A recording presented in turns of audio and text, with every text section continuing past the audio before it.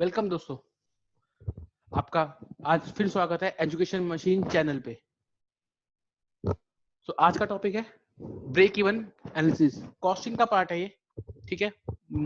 Majorly formula based है ये। चलते हैं आगे, सीखते हैं कि क्या क्या फॉर्मूलेज हैं इसमें।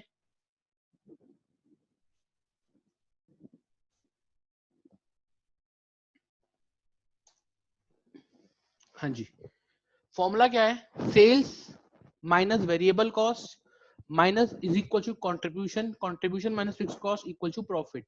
ठीक है, अब एक एक सीखते हैं कि एक एक टर्म्स है क्या। पहले सेल्स। सेल्स क्या होती है? प्रोडक्ट फिनिश गुड्स को बेचने के बाद जो अमाउंट रिसीव्ड हुआ या जो रिसीव्ड होना है उसके टोटल को बोलते हैं sales. Cash sales plus credit sale minus sale return, that is equal to your sales. Then variable cost, ऐसी कॉस्ट जो आपके प्रोडक्शन के साथ वेरी करेगी। मतलब आप कम प्रोडक्शन करोगे तो कम कम कॉस्ट लगेगी, ज्यादा प्रोडक्शन करोगे तो ज्यादा प्रोडक्शन लगेगी, ज्यादा कॉस्ट लगेगी। That is directly related to the production. Like raw material, आप जितने ज्यादा यूनिट्स बनाओगे रॉ मटेरियल उतना ज्यादा लगेगा, जितना कम यूनिट बनाओगे तो रॉ मटेरियल उतना कम लगेगा। जब हम सेल्स में से माइनस करते हैं वॉल्यूम, वेरिएबल कॉस्ट सॉरी, तो उसको बोलते हैं कंट्रीब्यूशन। कंट्रीब्यूशन क्या होती है? Profit without considering a fix cost. आपने सिर्फ वेरिएबल कॉस्ट कंसीडर करी है तो ये भी क्या निकला है? सिर्फ profit without considering the fix cost, that is contribution. Next fix cost, जब हम कंट्रीब्यूशन से फिक्स कॉस्ट माइनस करते हैं तो आता है प्रॉफिट। तो अब फिक्स कॉस्ट क्या होती है? फिक्स कॉस्ट होती है जो इररिस्पेक्टिव आप कितनी यूनिट्स बनाओ उसने फिक्स ही रहना है। रेंट ऑफ द फैक्ट्री, आपने एक फैक्ट्री किराए पे ले रखी है, आप उसमें यूनिट बना रहे हो नहीं बना रहे, ज्यादा बना रहे हो कम बना रहे हो, ओनर को कुछ लेना देना नहीं है, वो आपसे फिक्स रेंट लेगा, तो that is called fix cost. जब आप कंट्रीब्यूशन में फिक्स कॉस्ट माइनस होता है that it will give profit. Profit अब ये कौन सा होता है? सेल्स में जब हमने सारी कॉस्ट माइनस कर दी, जो आया उसको बोलते हैं प्रॉफिट। तो फॉर्मूला क्या बन गया? Sales minus variable cost that is equal to contribution minus fix cost equal to profit. ठीक है, इस पे कुछ फॉर्मुलेज हैं, देखते हैं कि कौन कौन से फॉर्मुलेज हैं। First formula, contribution equal to sales minus variable cost. हमने ऊपर पहले वाली स्लाइड में पढ़ लिया था, जब हम सेल्स माइनस वेरिएबल कॉस्ट करते हैं तो कंट्रीब्यूशन आता है, और कंट्रीब्यूशन माइनस फिक्स कॉस्ट करते हैं तो प्रॉफिट आता है। अब इसको उल्टा लेके जाओगे तो profit plus fix cost equal to contribution. तो दूसरा फॉर्मूला भी वहीं से बन गया, contribution is equal to fix cost plus profit. ठीक है, थर्ड होती है प्रॉफिट वॉल्यूम रेशियो, शॉर्टकट है बोलते हैं लोग इसको पीवी रेशियो। ठीक है, वो क्या होती है? Contribution upon sales into 100, percentage में निकलती है क्योंकि इसमें इनटू 100 लग गया। ब्रेक इवन पॉइंट क्या होता है? पहले बता देता हूं ब्रेक इवन पॉइंट क्या होता है। ब्रेक इवन पॉइंट होता है ऐसा पॉइंट ऑफ सेल्स जहां आपको ना प्रॉफिट है या ना लॉस है, मतलब आपका revenue is equal to cost है, नो प्रॉफिट नो लॉस, तो उसको बोलते हैं हम ब्रेक इवन पॉइंट। वो दो तरह का निकलता है, एक यूनिट्स में और अमाउंट में। यूनिट्स में निकालना हो तो आपका फॉर्मूला क्या होता है? Fix cost upon contribution per unit. अगर वो अमाउंट में निकालना हो, fix cost upon profit volume ratio. ठीक है, वो यूनिट्स में लगेगा, ये अमाउंट में निकलेगा। ये ध्यान रखना, अभी आगे और फॉर्मुले पढ़ाएंगे तो उसमें जब भी यूनिट्स में निकालना हो तो नीचे आता है कंट्रीब्यूशन पर यूनिट, अगर अमाउंट में निकालना हो तो आता है PV ratio, profit volume ratio. ठीक है, अब आपको चाहिए होता है रिक्वायर्ड सेल्स यूनिट्स में, तो क्या फॉर्मूला होता है? Fix cost plus required profit upon contribution per unit. मैंने बोला ना, यूनिट्स में निकालना है तो नीचे contribution per unit. Required sales amount में निकालना है तो fix cost plus required profit upon profit volume ratio. मतलब मैंने अभी वही बताया कि fix cost plus required profit divide by profit volume ratio. जब भी अमाउंट में निकालता तो profit volume ratio. Margin of safety, actual sales minus BP sales. BP का मतलब क्या है? ब्रेक इवन पॉइंट, जितनी आपकी एक्चुअल सेल्स है माइनस बीपी सेल्स है। मार्जिन ऑफ सेफ्टी का दूसरा फॉर्मूला भी है profit upon PV ratio, that is a second formula of margin ratio. Next है वेरिएबल कॉस्ट परसेंटेज। एक बात जरूर ध्यान रखना कि वेरिएबल कॉस्ट परसेंटेज होती है कॉस्ट माइनस पीवी रेशियो।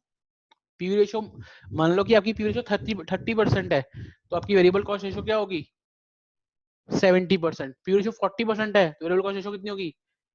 60%। ठीक है, एक मामला और है पीवी रेशियो का, अगर दो पीरियड दिए हो, अगर दो पीरियड दिए हो, change in profit upon change in sales into 100, change in profit upon change into 100। तो ये 11 फॉर्मुलेस थे, इन 11 फॉर्मुलेस के अराउंड ही आपका पूरा चैप्टर चलता है। ठीक है, एक एग्जांपल कराता हूँ, आई ट्राई की कवर की सारे फॉर्मुलेस कवर हो जाए और आपको सब अच्छी तरह समझ आ जाए। ठीक है, बुक से आप जितने भी क्वेश्चन ट्राई कर सकते हो, और 11 फॉर्मुलेज आते हैं। ठीक है, तो आप जितने भी आपके बुक्स के क्वेश्चन है वो सारे सारे कर सकते हो। ठीक है, एक एग्जांपल के थ्रू उसको समझने की कोशिश करते हैं जिसमें सारे फॉर्मुलेस कवर कर दूंगा मैं। ठीक है, थैंक यू। चलो आगे, चलो देखते हैं example, calculate break even point. ठीक है, फॉर्मूला क्या निकालना है, आपको दिया क्या हुआ है, 2019 का प्रॉफिट, 2020 का प्रॉफिट, 2019 की सेल्स, 2020 की सेल्स। तो सबसे पहले इसमें मेरे को निकालना है पीवी